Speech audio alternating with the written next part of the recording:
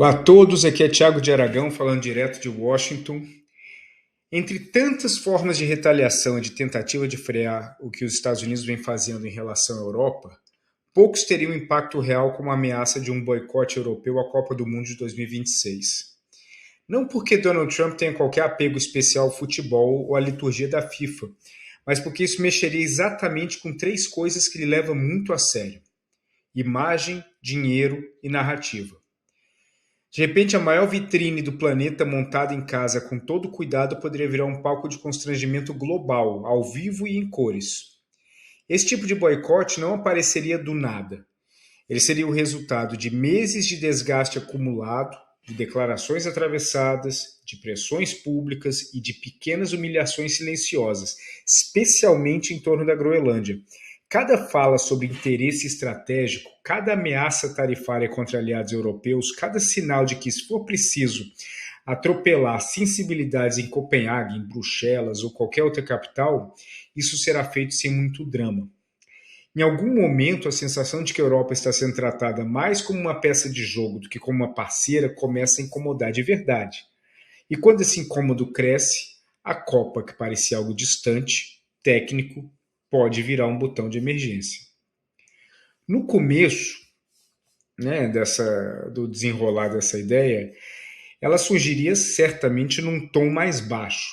Um parlamentar poderia comentar que é algo que informalmente dizem que já ocorre em alguns corredores em Bruxelas, de que de fato talvez não faça sentido ir a uma festa de quem te desrespeita na porta da sua casa. Alguém pode sugerir que, se Washington quer testar os limites na Groenlândia, a resposta não pode ser só uma nota diplomática educada. Aos poucos, essa conexão começa a fazer sentido para o público. Uma Copa em solo americano, naquele momento, deixa de ser apenas futebol. Ela pode virar um selo de normalidade política, um grande está tudo bem entre nós, transmitido em alta definição para o mundo inteiro.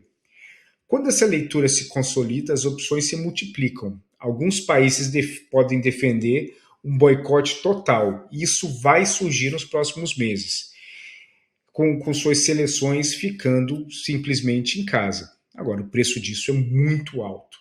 Outros podem preferir algo mais intermediário. As seleções vão, mas sem delegações oficiais, sem encontros protocolares, sem fotos sorridentes em camarote, ao lado de autoridades do governo americano, etc. E ainda a alternativa de transformar cada entrevista coletiva em um pequeno palco político, com jogadores e técnicos lembrando sempre que possível que aquela Copa acontece sob protesto, de uma forma parecida como aconteceu na Argentina em 78.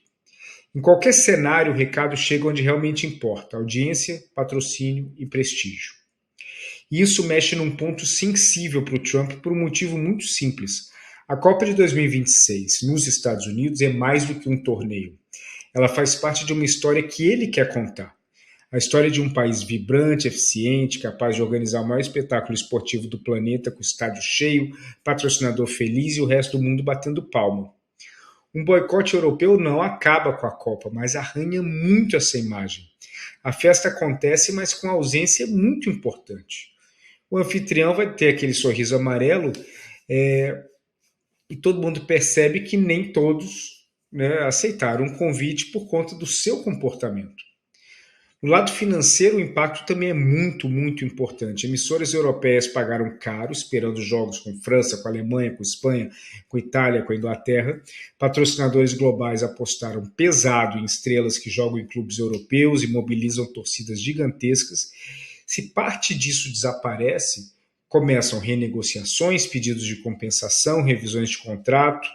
Isso não derruba, obviamente, a economia americana, mas gera barulho suficiente para virar manchete, para virar relatório de banco e conversa de mercado. É exatamente o tipo de ruído que investidores odeiam e que um presidente obcecado por sucesso prefere evitar. Politicamente, a Europa ainda teria uma vantagem importante. Estaria falando a linguagem da opinião pública. Em vez de discutir tratados ou tarifas em documentos técnicos que quase ninguém lê, a mensagem seria mais simples e direta: não vamos à sua festa enquanto você pisa no nosso calo. Se bem que a Groenlândia é muito maior do que um calo. Se trata da soberania europeia. A opinião pública europeia vai entender.